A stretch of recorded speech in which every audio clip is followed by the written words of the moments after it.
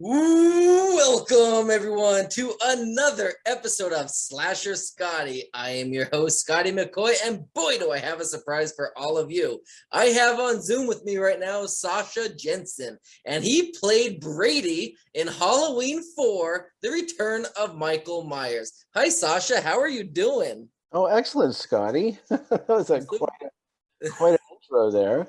Thank you. I'm so excited to have you on. I've been looking forward to this for a while. I've Oh, been good. ever Congratulations. It sounds since. like you're doing a great job with your podcast too. It sounds Thank like you. Thank you. I appreciate it. Yeah, I had quite a few names. I had Terry Kaiser on, Dee Wallace, I mentioned earlier before we started recording. Kathleen Kinmont I had on.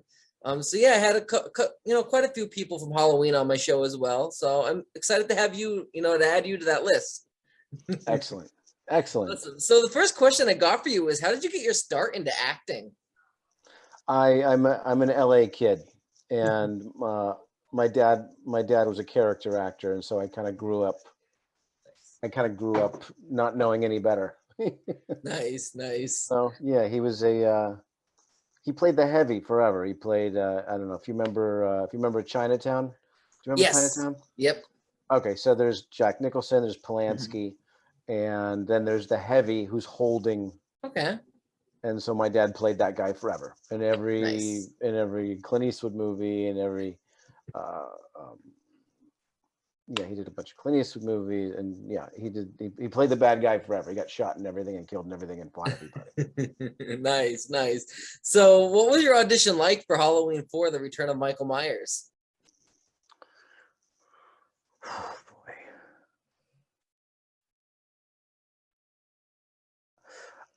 I don't really remember the audition at all, but Okay. I do remember that that back then, if you're auditioning for something with a four next to it, Mm-hmm. it's like it's like it's like shopping at the 99-cent store looking for the items on sale and trying to get a 50. There Yep. wasn't any cachet in it, because the only thing it was kind of like there was Ghoulies, and there was Ghoulies Part 2 and Ghoulies Mm-hmm. 3, and so kind of the further it got down the line, uh the expectations that felt like were this is going straight to video, Right. which was the thing that Yep. Oop, I think you cut out.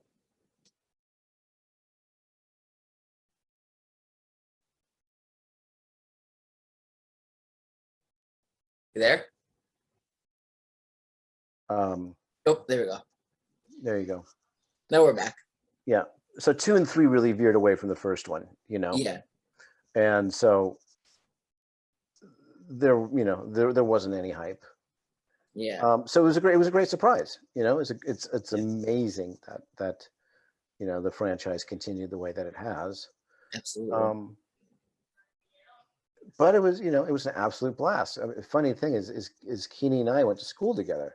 Yeah. Kathleen, Yep. and I think, when did I find out that she got it? I think we saw each other at the airport. Mhm. And it was like it was a nice reunion. It was like, oh my God, Yeah. we're doing this. We're doing this. Oh, great. We went to Utah, and it was in spring. So uh, it was fantastic. It was an amazing experience.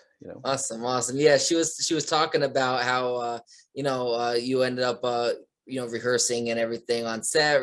She said it's really weird. It's like, oh hey, let's go and practice kissing now. So she was a blast, and I'm sure because she even mentioned about you going to high school with her. Hmm. So what was it like working with her on this movie? Uh, well, it was really kind of intimidating, because she was just the most beautiful girl Hmm. in the world. You know, Yeah. you know, and and I had to kiss her, and I was like, Yeah. oh my, and I was just like, I don't know, but for some reason, Mhm. the being that we were both playing roles in the same movie, it felt like the playing field was a little more level. Right. um So yeah, I mean, at first it was kind of intimidating, but then it was like, oh, we're buddies, and oh, we're working, and at first it was Right. like, kissing her was the holy grail, and then while we were working, it's like, okay, get off me. It's like, She even mentioned though it gets it's not as fun as you would think because you have all these people there in the room watching it. yeah, So it's everything's very very odd and mechanical, and no, there's nothing natural about it, right, you know. right, But it absolutely. was So nice because she was beautiful, and she was a friend, yeah, absolutely. And so your death scene I think is really effective because there's not much blood involved, but it's I love like the neck snap and everything. So how was all of that like filmed and prepped? And was when you spit out blood, was that planned? No, none of that was planned. The funnest part about all that is the guy who played Michael. Hmm. Um, what was his George P. name? Wilbur. Wilbur. George P. Wilbur. George Wilbur. Yep. He was a friend of my dad's. He was a stunt guy, Okay. and my dad started off as a stunt guy. Hmm. And so the minute I showed up, he was like, "Oh, there's Jensen's kid," And so I was the kid, and and there wasn't really a death scene kind of choreographed at all. It was Hmm. kind of like, okay, you're going up the stairs. He's going to come after you. We got to kill you somehow. Right. And he was like, let's do something stunty. Let's do like a fight. And I was like, yeah, let's do a fight. Nice. So we just kind of got up to the top of the stairs, and he's like, do you still, can you throw a punch? And I'm like, yes, I can throw a punch. I grew up throwing punches with, in that world. And he's like, okay. And then we choreographed the whole thing. And then um, they ended up, the way he lifted me up is they had a teeter totter kind Okay. of under me off camera. So when he picked Nice. me up, it basically takes the weight away. And so he Nice. lifted me up, 7, 8 feet up in the air. No, the blood was not planned at all. It was supposed to be. I mean, it's funny because I'm screaming and I'm going and then I spit the blood. Hmm. And if you really look close, you can see I kind of broke. There's Yeah. kind of like almost a little break in character or the action. Okay. I just spit it because basically I had this blood pellet in my mouth, Hmm. and I was kind of choking on it. I'm like, okay, for me, I thought this is going to be a throwaway take. I'm like, Yeah. this is not working, and we're going to have to go again. But they completely kept it. Yeah. It was I think it was supposed to kind of just ooze out, like the Mhm. side of my mouth, the side of my lip as he was, lifting me, Right. Right. and but it didn't happen, and everyone's like, "Oh, I love you. I love when you spit out the blood." I'm like, "Oh, okay, that's so funny." My little secret is for me that was a failed. It was a failed take, you know. But it worked too. It actually did work, and it kind of made your character, I guess, a little stronger. Or like it's like I don't know. It's hard to describe, but it just to me it resonates with me. I actually really enjoy seeing that scene. Um, how morbid that sounds. Yeah, no, I know it did work. It did work. Yeah, It's actually only I'm the only one who knows what was happening, which was like I right. was choking on the stick and I needed to spit it out, you Yeah, know. yeah. Absolutely. So, what was the best part about filming Halloween for The Return of Michael Myers, and what was the worst? The best part was there were a few days at the house and outside of the house, and I've just a fan of Halloween as a holiday, and Hmm. it just was so cool the way they dressed the neighborhood with the leaves, and then Michael Myers was in the middle of the street, and the way they lit him, and I just really kind of like, oh, I just love. I mean, I've always loved horror, and so I just loved this world. And then I think for me the best part was doing in the house, and Yeah. it's like, okay, it's kind of like right around my death when he was, after we kind of choreographed everything and this and that, and then everybody gets quiet and the lights kind of dim down, and they're like, there's a moment of silence, and then they say action, and then it's like pin drop silence. And for those moments of, going up the stairs and having him it was really easy to enjoy the horror, Right. the just that whole feeling of like terror, and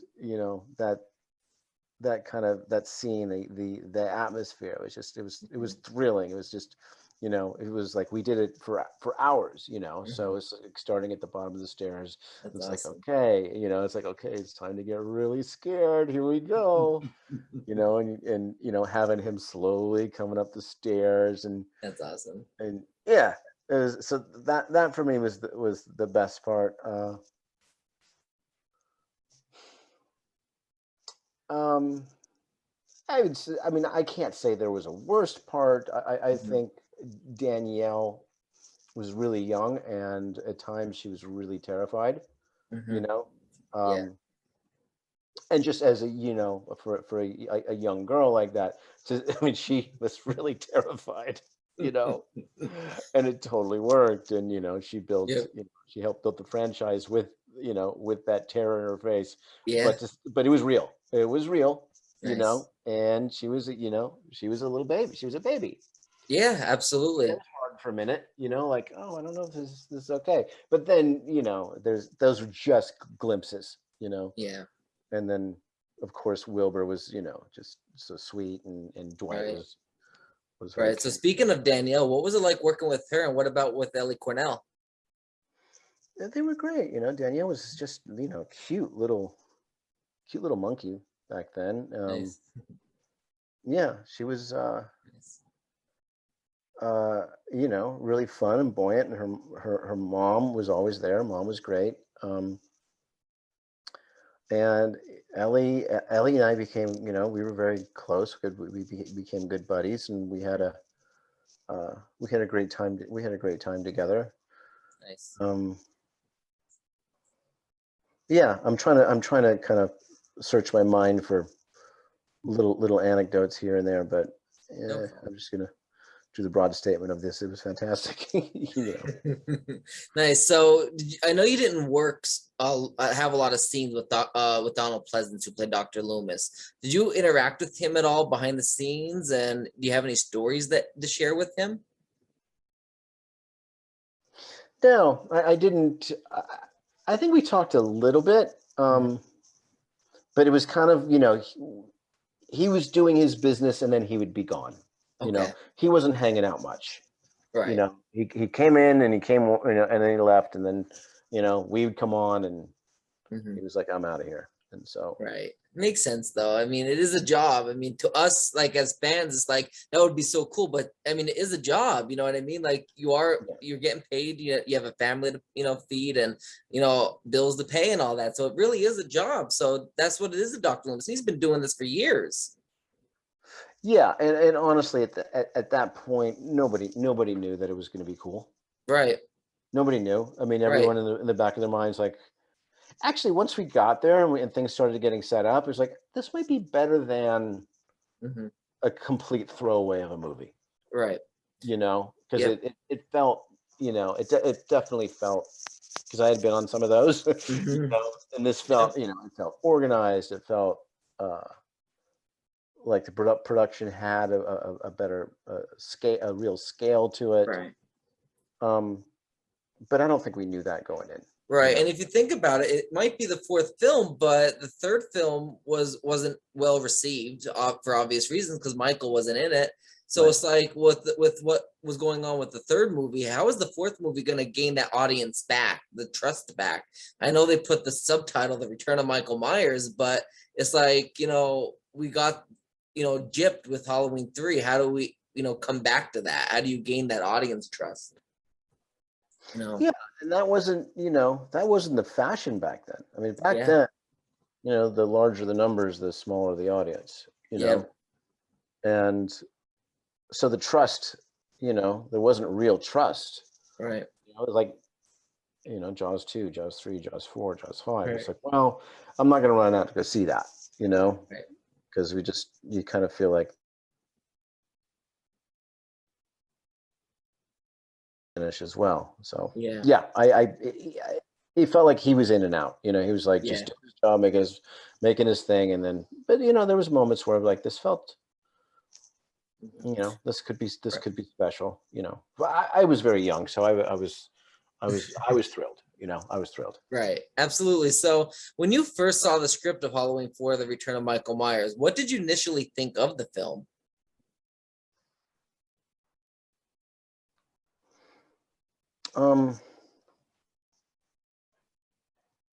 I thought it could be, I thought it could be cool.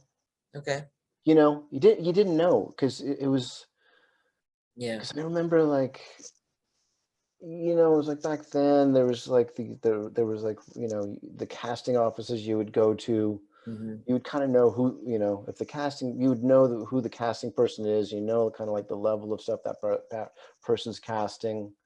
And this one didn't, it was just like, it felt off the grid, Yeah.